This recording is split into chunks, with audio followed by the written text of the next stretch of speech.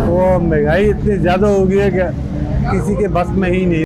पाकिस्तान के घरों और उद्योगों की बिजली काट दी गई है। इकोनॉमिक क्राइसिस से जूझ रहा यह देश अब अपने बिजली यंत्रों को ईंधन देने के लिए विदेशों से नेचुरल गैस या कोयला खरीदने का जोखिम अब नहीं उठा सकता। शहरों में लोग बिजली कटौती के बाद जनरेटर स्थापित कर रहे हैं। यह एक बहुत कठिन स्थिति है जो धीरे धीरे सारे देश में फैल रही है। फैक्ट्री, अस्पताल, यहाँ तक कि मोबाइल फोन नेटवर्क कई स्थानों पर बंद पड़ा है, जिससे 24 करोड़ लोगों वाला पूरा देश बहुत से समय बिजली के बिना रह रहा है। लोग अब ऐसी सिचुएशन से बचने के लिए संघर्ष कर रहे हैं, क्योंकि पिछले 14 साल में पाकिस्तान का इन्फ्लेशन रेट 31% के ऊपर पहुंच गया है, जो 1975 के बाद का सबसे ज्यादा इन्फ्लेशन है। इसका प्रभाव अब पूरे देश में महसूस किया जा रहा है। शहरों से लेकर ग्रामीण क्षेत्रों तक गरीब लोग इसकी चपेट में आ रहे हैं। पाकिस्तान के लिए यह सबसे कठिन टाइम है। पेट्रोल की कीमतें आसमान छू रही है, जो 80% तक बढ़ चुकी है। यहाँ तक कि लोगों को सब्सिडी वाले आटे को खरीदने के लिए भी कुचले जाने का जोखिम उठाना पड़ रहा है। पाकिस्तान की ऐसे हालातों का एक कारण पिछली गर्मियों की मानसून बाढ़ भी रही है,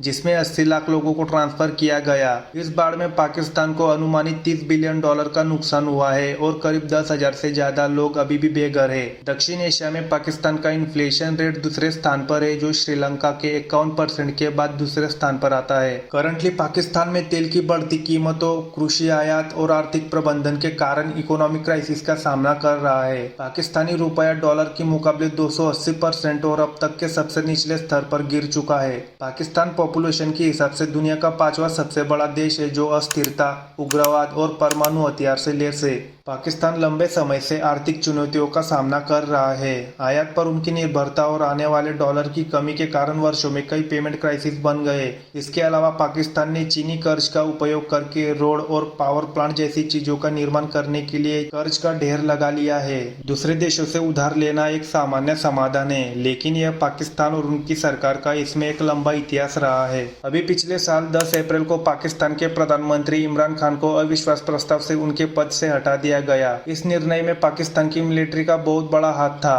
पाकिस्तानी सेना ने अपने स्वयं की शक्ति का आधार बनाए रखने के लिए एक भ्रष्ट राजनेताओं का एक सेट बनाया है। पाकिस्तान को 1947 में स्वतंत्रता मिलने के बाद देश को चलाने में पाकिस्तानी सेना का बहुत बड़ा हाथ रहा है, चाहे वह सैन्य तानाशाही के माध्यम से हो या पर्दे के पीछे से। इस तरीके का व्यवहार सरकार के कामकाज को खराब और लोकतंत्र को कमजोर कर सकता है। जब सेना अधिक शक्तिशाली हो जाती है तो यह स्थिति और भी खराब हो सकती है। पाकिस्तानी सेना की हिस्सेदारी राजनीति से भी आगे है, जो व्यापार तक फैली हुई है। वर्तमान और पूर्व सेना के अधिकारियों ने महत्वपूर्ण भूमिका निभाई है, जो देश की अर्थव्यवस्था को प्रभावित करती है। इनमें बिजली, पानी, टेलीकॉम, हाउसिंग, एविएशन और नेशनल इंस्टीट्यूट ऑफ हेल्थ जैसी सरकारी एजेंसियां शामिल है। 1994 से सेना का कारोबार काफी बढ़ गया है, जो जनता को बिना बताई किया जाता है और सरकार भी इसका कोई जवाब नहीं देती।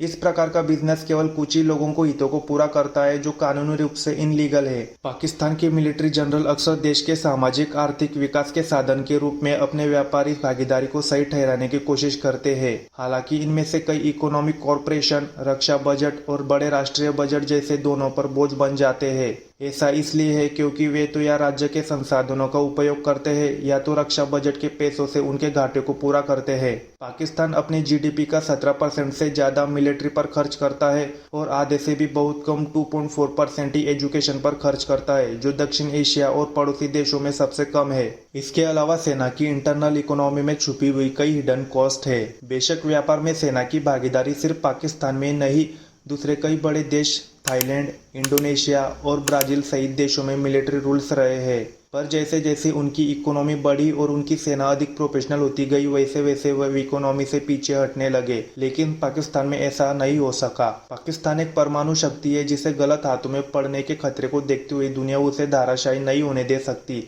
इस तरह की चीजों के लिए एक सिस्टम बनाया है। देशों की बैंकरप्सी जैसी स्थिति में आईएमएफ और वर्ल्ड बैंक जैसे संगठन कदम उठाते हैं, पर पाकिस्तान का आईएमएफ से मदद लेने का एक लंबा इतिहास रहा है। सबसे हाल ही में पाकिस्तान ने 2019 में कुल $6 बिलियन का आईएमएफ का बेल आउट पैकेज लिया है। हालांकि बेल आउट पैकेज कुछ कंडीशन के साथ आते हैं, जैसे कि एक कार्यात्मक सरकार जो आर्थिक नीतियों का इस्तेमाल करके देश को अच्छी स्थिति में ला सके। आईएमएफ को आश्वासन चाहिए कि 6 महीने के भीतर देश उस स्थिति से बाहर आ जाए, लेकिन पाकिस्तान की स्थिति कुछ अलग है। पाकिस्तान अपने आने वाले चुनाव के कारण एक और आईएमएफ बेल आउट पाने के लिए संघर्ष कर रहा है। पाकिस्तान में पॉलिटिकल लीडर्स वोटर्स को लुभाने के लिए दिल खोलकर पैसा खर्च करते हैं। पाकिस्तान के ऊपर लगभग $240 बिलियन का कर्ज है और पाकिस्तान का एक्सटर्नल डेप्थ जो 126 बिलियन डॉलर का है, जिसमें पेरिस क्लब, साथ ही साथ IMF और चीन शामिल है। सिर्फ चीन का पाकिस्तान के ऊपर 30 बिलियन डॉलर का एक्सटर्नल डेप्थ है। वर्ल्ड बैंक के आंकड़ों के अनुसार 2010 से 2020 के बीच गरीब देशों का एक्सटर्नल डेप्थ 2 गुना से अधिक बढ़कर 860 बिलियन डॉलर का हो गया है।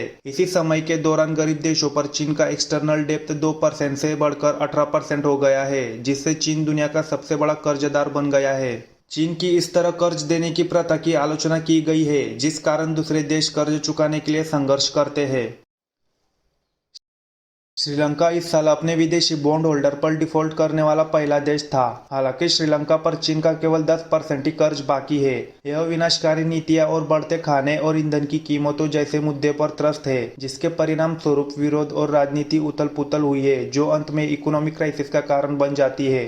अब एल साल्वाडोर, घाना, मिस्र, ट्यूनेशिया और पाकिस्तान जैसे अन्य देशों में डिफॉल्ट का रिस्क बना हुआ है। पाकिस्तान के पास थोड़ी राहत है, क्योंकि उनके पास आने वाले कुछ समय तक सामान इंपोर्ट करने के लिए केवल 3 बिलियन डॉलर फॉरेन करेंसी बची है। 1/4 ट्रिलियन डॉलर के संकटग्रस्त डेप्थ का ढेर अब एक उभरता हुआ खतरा है, जो दुनिया को बड़े पैमाने पर जोखिम में डाल रहा है। जो भी हो, इस समय पाकिस्तान का वक्त बहुत खराब चल रहा है। इस समय सबसे अधिक आबादी वाला देश डिफॉल्ट के कगार पर है। पाकिस्तान को ऐसी परिस्थिति से बाहर आने के लिए कुछ दर्दनाक फैसले लेने होंगे। इसलिए पाकिस्तान को अपनी समस्या को दूर करने के लिए आवश्यक सुधारों को लागू करने के लिए कुछ कठोर कार्रवाइयां करनी चाहिए।